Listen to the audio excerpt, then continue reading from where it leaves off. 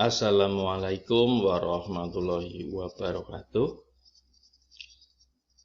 Bab 3 Standar 2 Pengkajian dan Asuhan.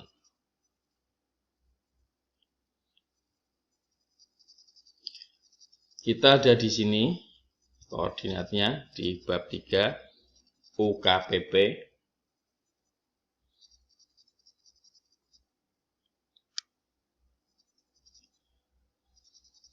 Penyelenggaraan upaya kesehatan perseorangan dan penunjang ini ada 10 standar. Pelayanan klinis, pengkajian asuhan, UGD, anestesi lokal, terapi gizi, pemulangan dan tindak lanjut, rujukan, reka medis, laboratorium, dan kefarmasian. Kita ada di sini. Standar 2, pengkajian dan asuhan.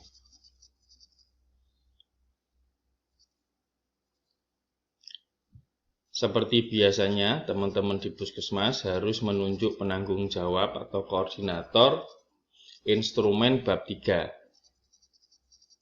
Siapa yang menjadi penanggung jawab bab, penanggung jawab standar, penanggung jawab kriteria, dan penanggung jawab elemen penilaian. Ini kita ada di sini. Bab 3 standar 2. Nah, bab 3 standar 2 pengkajian asuhan, rencana asuhan, dan pemberian asuhan dilaksanakan secara paripurna. Ini ada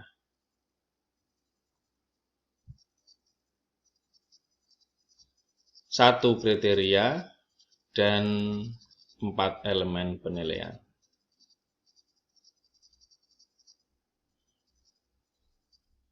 Bab 3 standar 2 layanan klinis dilaksanakan secara paripurna.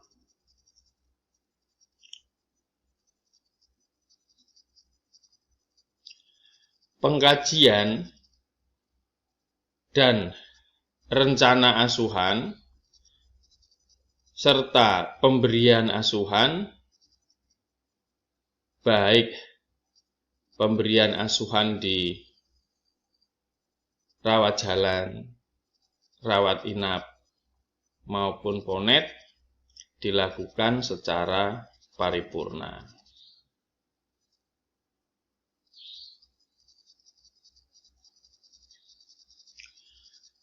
Proses kajian awal dilakukan secara paripurna dan mencakup berbagai kebutuhan dan harapan pasien atau keluarga.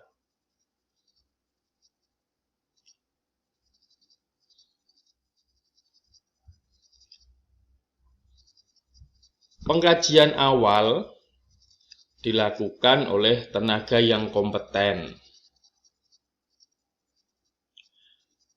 Tenaga kompeten ini bisa tenaga medis, keperawatan, kebidanan, dan disiplin lain yang meliputi status fisik, neurologis atau mental, psiko-sosio-spiritual, ekonomi, riwayat kesehatan,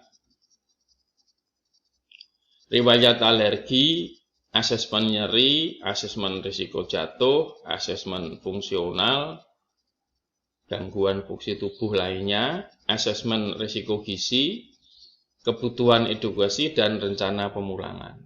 Ini dilakukan di level pengkajian ini, yang dilakukan oleh tenaga yang kompeten. Identifikasi ini meliputi nama, tanggal lahir, dan nomor reka medis. Kemudian kebutuhan pelayanan untuk pasien tersebut apa saja. Nah, ini puskesmas bisa pasien bisa memanfaatkan fasilitas-fasilitas yang ada di puskesmas, mulai dari laboratorium maupun pemeriksaan penunjang lain. Petugas yang kompeten tadi melakukan pemeriksaan dan pengelolaan pasien ini berdasarkan panduan praktis klinis.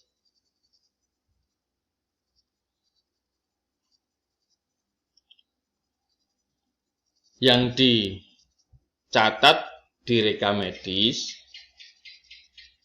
sesuai dengan pedoman atau panduan dan SOP yang sudah ditentukan. Ini di rekam medis ini mempunyai petugas yang memiliki kompetensi tersendiri. Nah, rata-rata di puskesmas ini jarang yang memiliki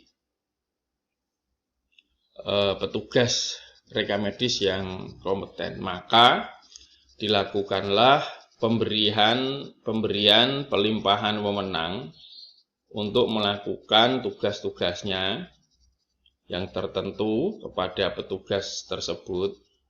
Pelimpahan wewenang tersebut hanya dilakukan dalam keadaan belum memiliki tenaga yang kompeten.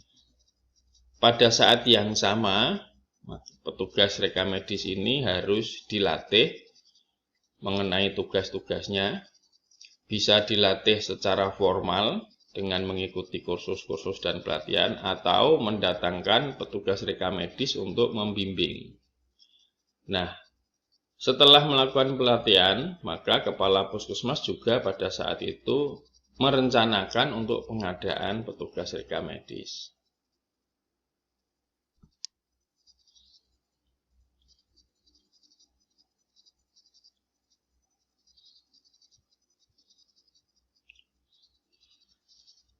Proses screening dan proses kajian pasien dilakukan secara paripurna untuk mendukung rencana dan pelaksanaan pelayanan oleh petugas kesehatan profesional atau tim kesehatan yang dibentuk antar profesi di puskesmas yang digunakan untuk menyusun keputusan layanan klinis. Nah, ini ada beberapa hal yang harus kita garis bawahi, bahwa proses screening dan proses kajian pasien ini harus dilakukan secara paripurna. Maksudnya menyeluruh, memanfaatkan fasilitas yang ada di puskesmas. Kemudian perencanaan setelah melakukan pemeriksaan anamnesa dan lain sebagainya dari proses screening dan kajian pasien ini, seorang dokter harus merencanakan untuk melaksanakan pelayanan apa saja yang akan diberikan kepada pasien. Nah, petugas-petugas yang terlibat ini harus profesional dan kompeten. Maksudnya adalah sesuai dengan standar profesi yang ada. Dokter berarti harus memiliki SIP dokter, perawat, bidan, analis, farmasi, apoteker, dan seterusnya harus memiliki standar kompetensi. Nah, dalam puskesmas bisa juga dibentuk tim kesehatan. Tim kesehatan antar profesi ini misal dari dokter, perawat, bidan, ahli gizi, dan sebagainya untuk mendukung pelaksanaan pelayanan. Nah, keputusan-keputusan yang ditetapkan oleh tim antar profesi ini untuk mendukung pengobatan maupun perawatan pasien ini harus ditetapkan oleh dalam bentuk pedoman maupun panduan di puskesmas. Screening visual ini pendekatan yang dilakukan sebagai upaya untuk dapat menilai kegawat daruratan.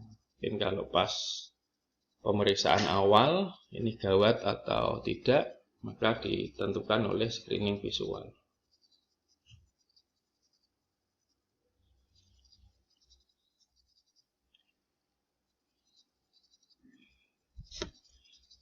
Pelaksanaan asuhan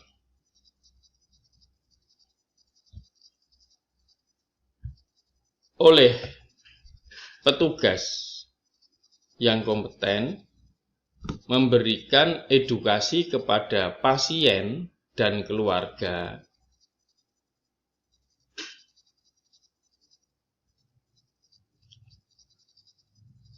mengenai rencana yang disusun dalam perawatan pasien,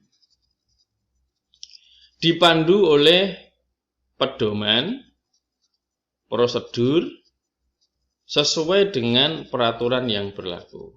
Jadi di layanan klinis ini harus memiliki pedoman pelaksanaan asuhan yang dibuat di puskesmas menyeluruh, kalau pedoman ini menyeluruh. Kemudian prosedur adalah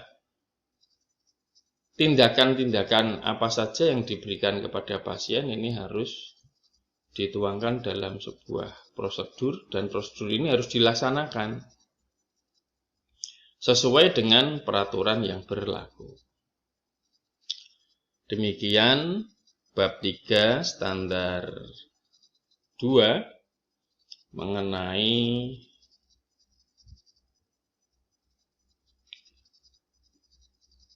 pengkajian rencana asuhan dan pemberian asuhan secara paripurna. Semoga bermanfaat. Assalamualaikum warahmatullahi wabarakatuh.